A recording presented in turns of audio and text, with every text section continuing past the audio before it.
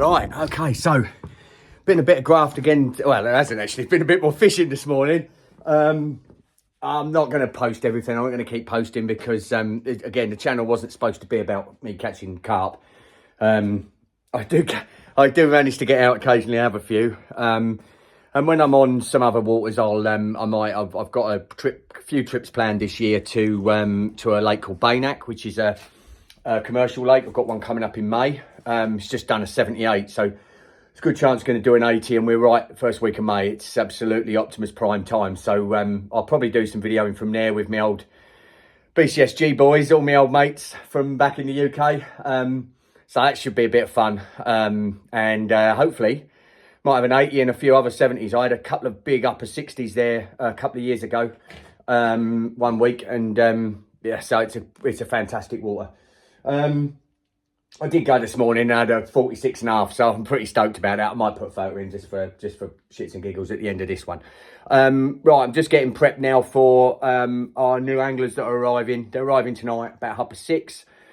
They stay in the Gîte, and I'm going to take you through the Gîte in a second when I go and light the fire, just to give you an idea of what you can book for the night before you start fishing. It gives you an earlier start on the Saturday morning, which is obviously an advantage. It means you can chill out, have a nice chilled night. And it also gives you, I'm going to give you an idea of the facilities we have here, 200 metres from the lake, for you to use during the week. And if you want, of course, you can bring your family. That's all part of a week at Fensmere, which makes it very good value if you bring your family there as well. So what I'm doing at the moment is these guys are going to fish it differently to most. They're going to fish it from either side of the lake on what I call the lawn swim, and also the Rocky Jetty. I think it's going to be a really good method. I think it's going to, you're not going to have lines across the lake, and I think it could be really good. And I'm really hoping that the boys can get amongst a few big uns. And I'd like to see the general up in that sort of mid to upper 70 range. Andy's fish could even be the same, and so could big scale, could be over 70 as well. So really excited to see. There's also the fish I put in at 60 pounds. I'm expecting to see that mid 60 by May. And there's probably 5 other fish that are over 60 pound at the moment, and they're going to be anywhere from sort of lower 60 up to upper 60 as well. So really looking forward to seeing how they go, and hopefully the boys can get amongst a few. But because they're fishing those other swims, obviously I haven't got the sort of gallows set up for weighing fish on those swims. So what I did is last year before we opened, I bought the tallest tripods you can buy, which are from Solar. Problem is, of course, if you're doing it in the water, they were sinking into the silt. So I'm just going to show you what I've done to remedy that problem, and just a super quick little fix that's cost me nothing really, apart from a couple of old grinding discs. And I'll show you what I've done. It's worked a treat. I'll show you now. All right, so they're the Solars. Solar doofer on full extension. And then what I've done is I've just got some old grinding discs that have been worn out. I've put it's a super easy fix. I've just put a zip tie around there, then a bit of tape over that stops it being pushed up, and then a zip tie around the bottom holds it on. There you go, look at that. It's going to sit in the silt, no problem. It's not going to sink, cost me nothing, super quick, easy fix. It's going to do the job. Lovely jubbly. Okay, so there you go, quick fix. I'm just in the old workshop at the moment, so it's like an absolute bomb's gone off. I clean it all up, and then it all goes to pieces again in about 2 seconds flat when I'm flying around like a loon. So anyway, that's about it. I might just go and show them in situ when I put them down there and go through their other swims. And all that's going to be on tonight is a go through of the Gîte in a minute when I go and light their fire. All right, catches. So there you go, guys. The old Gîte. It's a nice little spot. Again, if you've got family and you want them to come, they're more than welcome. You know, it's nicely appointed, and they'll have a lovely time here. You know, it's got everything you could want. So anyway, I'm gonna have a Grimbergen. Gonna get this fire going, and the lads are gonna be here in about 2 hours, I think. So we'll be cracking on then. Probably get them on the wine. Hey, love your work. Speak to you later. Bye bye. All right, guys. As promised, I thought I'd just give you a little intro coming into Fensmere. So I'll give you a little pan round. So this is our place, but when you come into the house, you come in through the gates there. On the left there's my workshop and bits and bobs. But you come in through the main gate, and the gîte is up here. This is the gîte up here, and the entrance into the gîte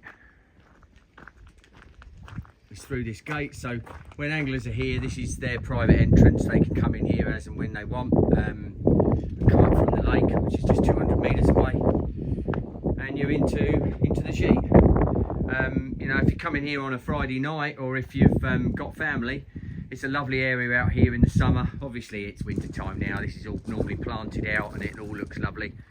You've got your own little private garden here, which is really quite nice. And you can sit out here and have a glass of wine on the Friday night before you start, and look down there, and there's old Fensmere. Going to be a bit of wind, sorry about that. It's how it works, isn't it? If I put this is the problem here, I put the bloody microphone on this, and then it all goes a bit wonky. Right, so there's your gîte. The old carp barn's next door. If you've got bait and stuff, you can put it in there, but you've got plenty of room in here in the gîte. I'm just going to take you in through the front door, or back door. All right, so here we go. Put some lights on so you can see a bit better. So this is your gîte. It's quite nice up in here. It's pretty well appointed. You've got a big fridge freezer, all your gear, everything that you could want in here. Really nice kitchen. You can fit, you know, it sleeps 6 people, the gîte, but you've got everything you need. I'm going to get this fire on for the boys so it's nice and warm in here when they get here. Let's get round here. You've got a nice big TV. We've got English TV and everything that you could possibly need or want. And if you've got family with you, obviously it's not a bad little place for them.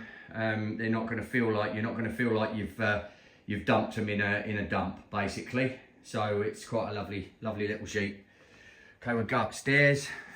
Okay, it's your entrance way. You've obviously got washing machine and all your gear to clean up.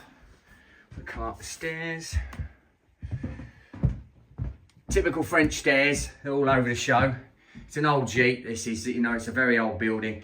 Into your bathroom. So it's a nicely appointed bathroom. You've got everything you want in here. You can have a bath if you want a bath in the week. That's not a problem. Of course, you can sit on the dunny and look straight down the lake. As long as you ain't got your rods out, everyone's a winner. Yeah. Okay, so where we're going. Shower's a bit small, guys. It's not a huge shower. I couldn't fit one bigger in when I fitted it. Possibly in time I'll put another one in there. But you'll squeeze in. It's nice and hot, that's for sure. Okay, so main bedroom. Spinning around the wrong way.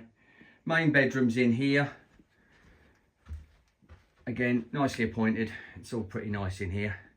It's all set up. Towels provided, all your gear that you could want. And again, you can wake up looking down the lake. So it's quite nice. Come out here. You've even got little dressing gowns. Look, my wife puts out for you. And you see you running around like that. I tell you, there'll be trouble. Right. Okay, in here. That looks out to where your car park spot is, out the back there. And then in here we go into what is 2 singles. So if you've got kids, this is a perfect room for them. Again, nicely appointed, everything you could want in here. There is only the one toilet in this place, unfortunately. That's just the way it is. They're very small, these gîtes, so it's hard push to get any more room.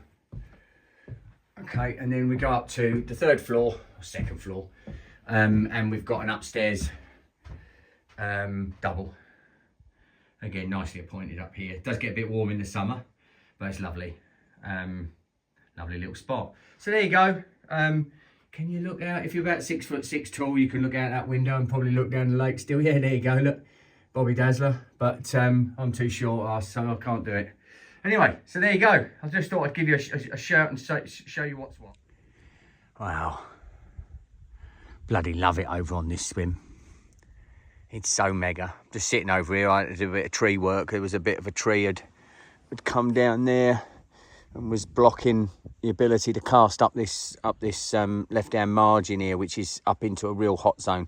So I had to get over here and bloody get the chainsaw out and get in there and chop it back for the guys who are just arriving. They'll be arriving in about an hour's time. So I thought I'd sit down here, have a little cheeky, nifty, snifty blonde, grim bastard, and sit here and see if there's any fish activity moving.